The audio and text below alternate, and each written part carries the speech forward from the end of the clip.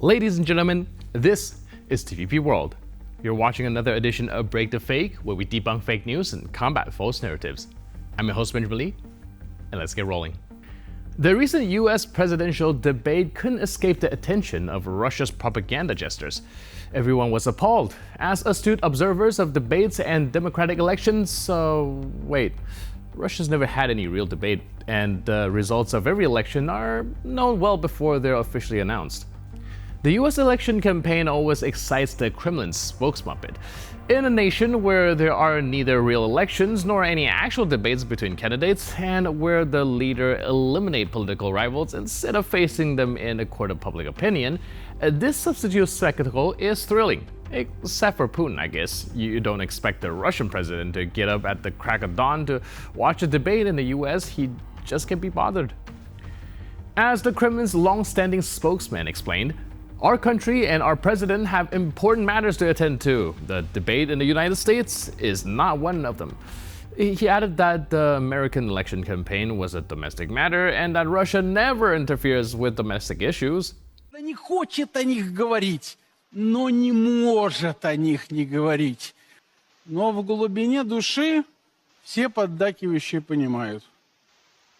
Примадонна на выход.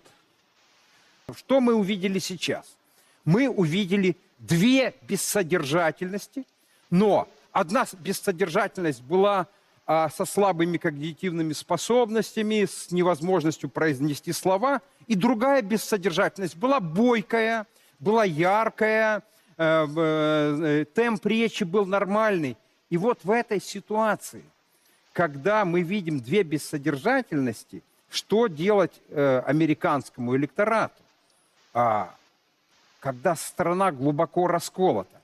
А самое главное, самое драматичное, самое трагичное событие произойдет в ночь с 5 на 6 ноября, когда половина Америки, кто бы ни победил, вздохнув и скажет, какой кошмар, и уйдет во внутреннюю миграцию, потому что она не признает этого человека своим президентом.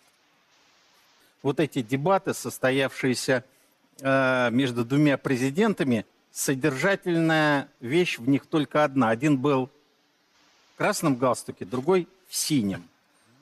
И смысловое содержание очень простое. Байден Трампу говорит, ты дурак. Трамп Байдену в ответ, сам дурак. Вот, собственно, и все.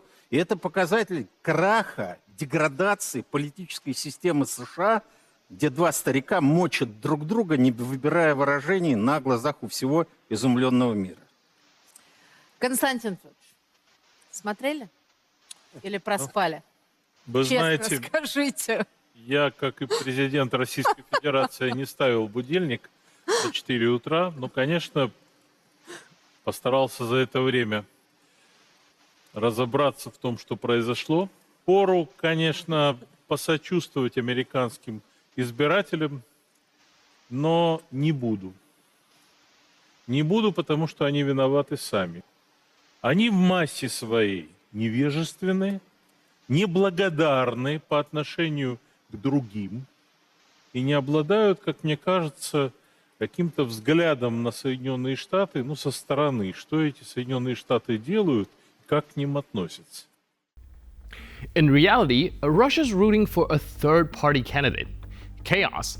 As Maxim Yusin eloquently explained in the newspaper Kommersant, the ideal outcome for Russia would be what he calls a balance of power, with either Biden facing a Republican majority in Congress or Trump at the helm with his hand tied by a Democratic Congress. Residents of southern Russia seem to be having a lot of issues with their power supply recently. The latest victim of this mysterious series of malfunctions is the Kursk region. Acting Governor Alexei Smirnov chalked the blackouts up to technical disruptions in neighboring regions. He's probably talking about the Belgorod region, where residents woke up to power outages following what authorities are euphemistically calling external impacts on energy facilities. The exact nature of these external impacts remains a mystery, and local authorities are conspicuously silent on the matter. Blackouts are just one of the problems facing residents of Belgorod. The city traffic lights have decided to take an impromptu vacation, and the internet is on the fritz. The local energy company is laying the blame squarely on a technological disruption, probably caused by those mysterious external impacts. But here's the silver lining. The power company has promised to restore service at the stroke of 7 p.m. Oh, Russia, where even electrons are subject to geopolitical intrigue and enigmatic external impacts. It's quite literally a power play. And now let's dive into the curious case of Russia's latest target, the so-called child-free ideology. Yes, you heard that right. The Russian Ministry of Justice is preparing to ban an entire lifestyle choice because apparently having fewer babies is now considered a national threat. The Russian Deputy Justice Minister has been vocal about the initiative, explaining the sinister nature of the child-free ideology. According to him, this ideology is all about convincing young women that they don't need to have children today or ever, for that matter. How diabolical. Imagine women choosing for themselves whether or not to become mothers. The horror.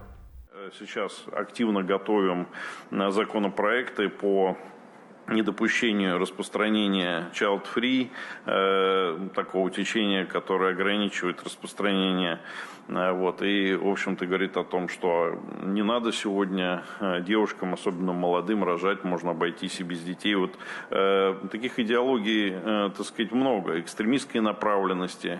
Собственно говоря, сегодня мы, эти законопроекты, они подготовлены, и мы будем, соответственно, с вами прорабатывать и построить такую систему законодательную, которая бы все эти течения на территории Российской Федерации и тех стран, которые сегодня активно взаимодействуют с Российской Федерацией, разделяют ее ценности, эти законы должны, так скажем, прорабатываться, продвигаться, и это должно быть инструментами для того, чтобы защитить наши ценности. Back in February 2023, a bill was introduced in the State Duma to ban the propaganda of the child-free ideology. This move is clearly part of a broader strategy to boost birth rates under the guise of protecting traditional values because, as we all know, the best way to ensure a thriving society is by legislating reproductive decisions. It's almost comical when you think about it. Russia, a country grappling with numerous societal economical issues, decide that the real enemy is the young women deciding if they want to have kids. Never mind the economy, political corruption, or international sanction, it's those pesky women that needs reining in. So what's next? Maybe they'll start monitoring our Netflix queues for shows that don't promote family values, or maybe they'll introduce a mandatory quota for babies per household. In the end, it's a sad reflection of how out of touch some governments can be with the realities of modern life.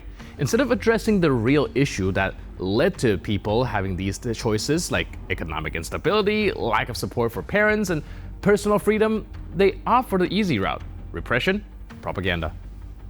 And with that, we conclude this edition of Break the Fake. But for more news, update, and commentary, please stay tuned to DPP World.